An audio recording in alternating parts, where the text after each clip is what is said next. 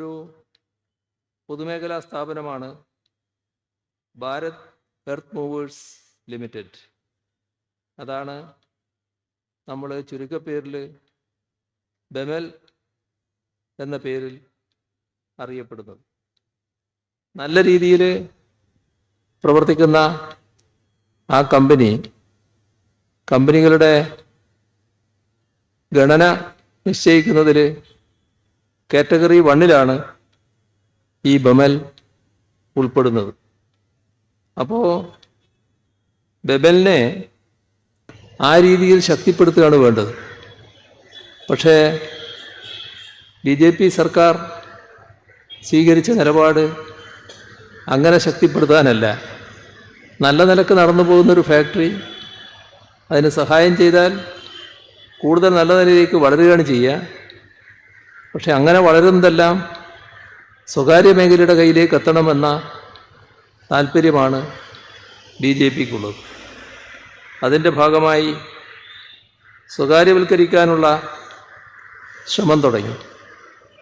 2014 BJP government അധികാരത്തിൽ വന്നപ്പോൾ 2017 ഇത്തരമൊരു ശ്രമം ആരംഭിച്ചു.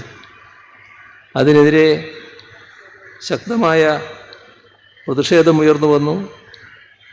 ഇവിടെയും നല്ല രീതിയിലുള്ള പ്രതിഷേധം കനക്കുന്ന അവസ്ഥ വന്നു. നമ്മുടെ LDF സർക്കാർ അന്ന് ഇതിൽ നിന്ന് പിൻവാങ്ങണം എന്ന് പറഞ്ഞുകൊണ്ട് കേന്ദ്ര ഗവൺമെൻറ്റിന് നിവേദനവും നൽകി. 2018 അന്നിവിടെ പാർലമെൻറ്റ് അംഗമായിരുന്ന MP രാജേഷിൻ്റെ അടക്കമുള്ള ഇടപെടൽ, അതിൻ്റെ എല്ലാം ഭാഗമായി തൽക്കാലം കേന്ദ്ര സർക്കാർ ആ നീക്കത്തിൽ നിന്ന് പിന്തിരിഞ്ഞു. 2018 ജനുവരി 3 അത്തരത്തിലൊരു മറുപടിയും പാർലമെൻറ്റിൽ സഖാവ് രാജേഷിന് അന്നത്തെ പ്രതിരോധ മന്ത്രി നൽകുകയും ചെയ്തു. പക്ഷേ അത് രണ്ടാമത്തെ ഊഴം വന്നപ്പോൾ മാറി മറിയുന്നതാണ് നമ്മൾ കണ്ടത്.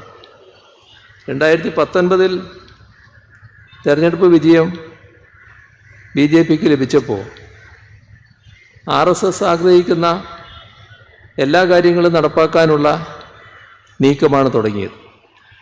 ആ കൂട്ടത്തിൽ സ്വകാര്യവൽക്കരണം ബെമലിൻ്റെ കാര്യത്തിലും വേണമെന്ന നിലപാടിലേക്ക് അവരെത്തി.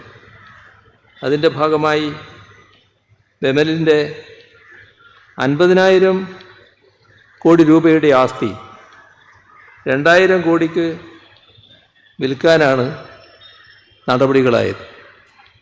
അപ്പോൾ സ്ഥാപനത്തിൻ്റെ 54% കേന്ദ്ര സർക്കാർ ഓഹരി, അതിൽ 26% വിൽക്കാനും മാനേജ്മെൻറ്റ് അധികാരം ഉൾപ്പെടെ കൈമാറാനുമാണ് ടെൻഡർ നടപടിയുണ്ടായത്.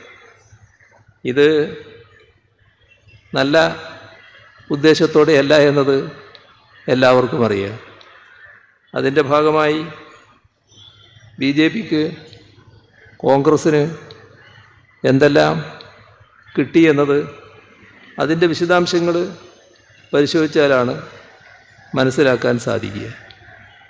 ഇവിടെ ഇത്തരത്തിൽ പൊതുമേഖലാ സ്ഥാപനങ്ങളെ ഇല്ലാതാക്കാനുള്ള നീക്കം, ബെമൽ നല്ല നിലക്ക് പ്രവർത്തിക്കുന്ന സ്ഥാപനം, അത് സ്വകാര്യവൽക്കരിച്ചേ തീരൂ എന്ന നിർബന്ധ ബുദ്ധിയോടെയാണ് കേന്ദ്ര ഗവൺമെൻറ് നീങ്ങിക്കൊണ്ടിരിക്കുന്നത്.